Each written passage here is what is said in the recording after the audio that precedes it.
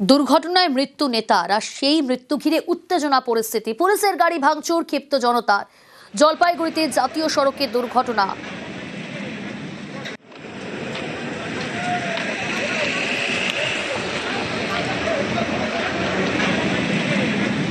পুলিশের গাড়িতে তুমুল ভাঙচুর, দুর্ঘটনায় নেতার মৃত্যু ঘিরে উত্তেজনা।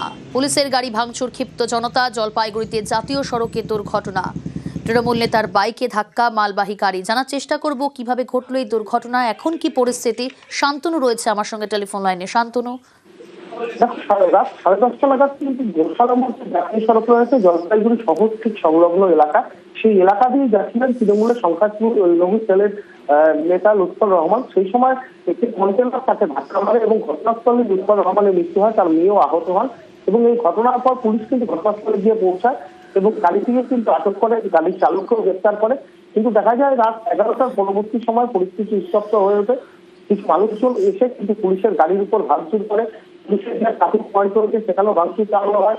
বেশ কিছু রাস্তার পাশে সিসিটিভি ক্যামেরাও ভাঙচুর চালানো হয়। এবং এই ঘটনাকে কেন্দ্র করে রাতভর একটা উত্তেজনাকর পরিস্থিতি থাকে জাতীয় সড়ক এলাকায়।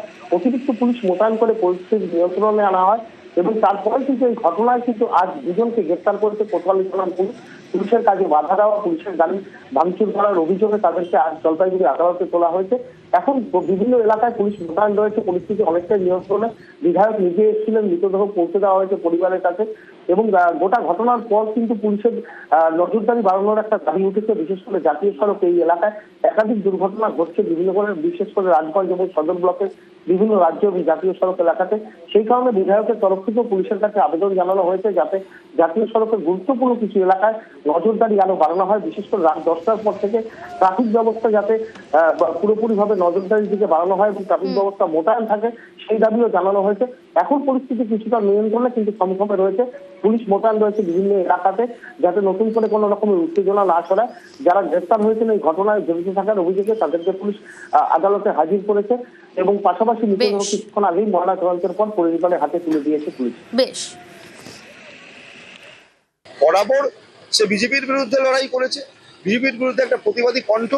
এইভাবে চলে যাওয়াটা আমাদের কাছে সত্যি সন্দিহান। এই ঘটনার সঠিক তদন্ত হওয়া প্রয়োজন, যে লুৎফরের পিছনে কোনো হামলা হয়েছে কিনা বা লুৎফরকে মেরে ফেলার চেষ্টা হয়েছে কিনা।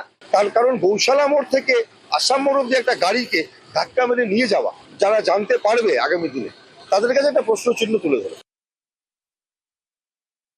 মানে মেয়েকে পড়াতে থেকে নিয়ে আসতেছিল, আসার সময় ওই গোশালা মোড়ে ও দাঁড়ায় থাকে এবং দাঁড়ায় থাকার সময় একটা কন্টেনার এসে তাকে টার্নিং নেওয়ার সময় তাকে ধাক্কা মারে, অনেক দূর টাইনে নিয়ে চলে যায়। বড় দলীয় কর্মীকে হারাইলাম, দুঃখিত, এই জন্য আমরা খুব মর্মাহত।